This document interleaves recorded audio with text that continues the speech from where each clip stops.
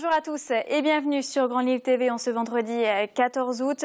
L'actualité de la métropole lilloise, c'est tout de suite dans ce Flash Info préparé par l'ensemble de la rédaction.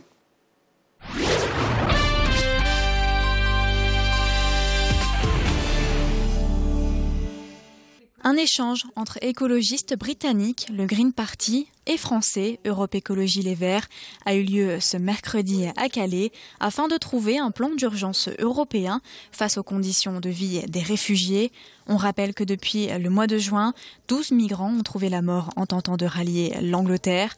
Pour les écologistes, les solutions doivent se déterminer à l'échelle européenne et notamment entre le Royaume-Uni et la France et doivent aussi dépasser les intérêts nationaux.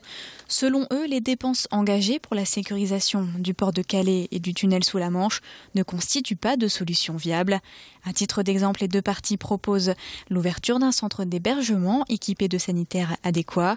Ils désirent également que la demande d'asile soit simplifiée et les délais d'attente écourtés.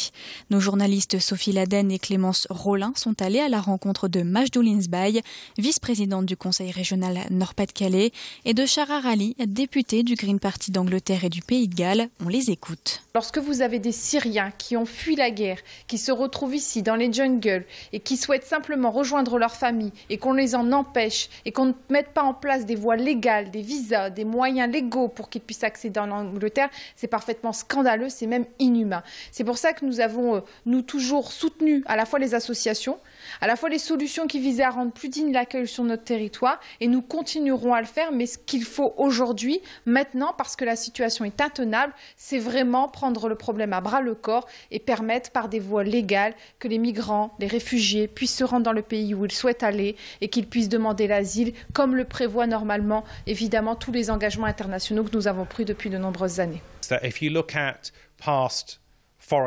Si vous analysez la politique étrangère antérieure, comme celle du Royaume-Uni en Irak par exemple, on remarque que nous avons eu affaire à des violences sectaires, laissant place à des tueries en masse, et donc, par conséquent, les gens ont fui.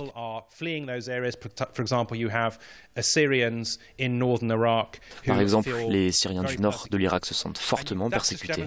Cela nous montre que ces personnes désirent toujours rester dans leur pays, et elles ont leur propre fierté. Ce que nous avons besoin de faire collectivement, c'est d'anticiper de façon proactive. Nous devons agir de façon plus humaine et je pense que les causes des conflits à long terme doivent être étudiées et réglées à la source. Nouveau concept à destination des amateurs de musique, Grenazy, qui est une opération de promotion d'artistes locaux dans une douzaine de parcs et jardins lillois. Pour les écouter, gratuitement et en illimité, il vous suffit de flasher les QR codes collés sur le mobilier urbain. Le but de cette opération, faire découvrir les nouveaux usages culturels aux habitants et la diversité artistique de la région. Au départ, les artistes étaient invités à partager leur playlist sur une plateforme de streaming. Une douzaine de musiciens se sont alors lancés dans l'aventure et de nouveaux talents sont toujours recherchés. Grenazy est à l'initiative de la bibliothèque municipale et du service des parcs et jardins de la ville de Lille. Clotilde Leguévac est allée rencontrer la chef de projet de la bibliothèque numérique. Seul critère important, il s'agit du critère de la région, puisqu'on veut promouvoir la création musicale locale. Ensuite, il n'y a pas de critère de genre musical, puisque tous les genres sont acceptés, tous les âges des musiciens sont acceptés, tous les styles musicaux. Ensuite, il y a quand même quelques règles à respecter concernant le contenu des morceaux, puisqu'on est soumis à la réglementation. On ne doit pas autoriser de diffusion de contenu incitant à la violence ou à la haine raciale. On a aussi un petit critère de temps, puisqu'on ne peut pas dépasser 7 minutes. Un mot sport avec le LOSC qui continue de s'entraîner malgré sa défaite à domicile contre le PSG vendredi dernier. Hervé Renard, l'entraîneur, se dit déçu de ce match. Mais les Dogs affrontent vendredi soir l'AS Monaco en match d'ouverture de la deuxième journée de Ligue 1. Un match qui s'annonce difficile car un seul défenseur central, Renato Sivelli, sera présent. Marco Baccia, Ibrahim Amadou et Stopilla Sunzu ont quant à eux déclaré forfait.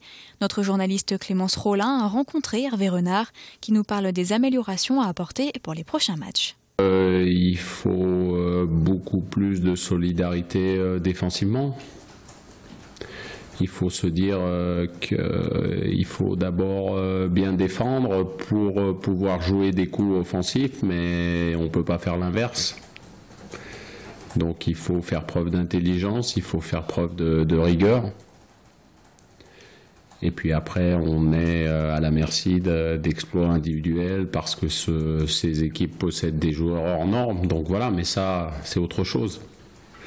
C'est surtout contrer, de par une force plus importante collectivement, ces équipes. C'est la fin de cette édition. Merci à tous de nous avoir suivis. Une très belle journée et à bientôt sur Grand Lille TV.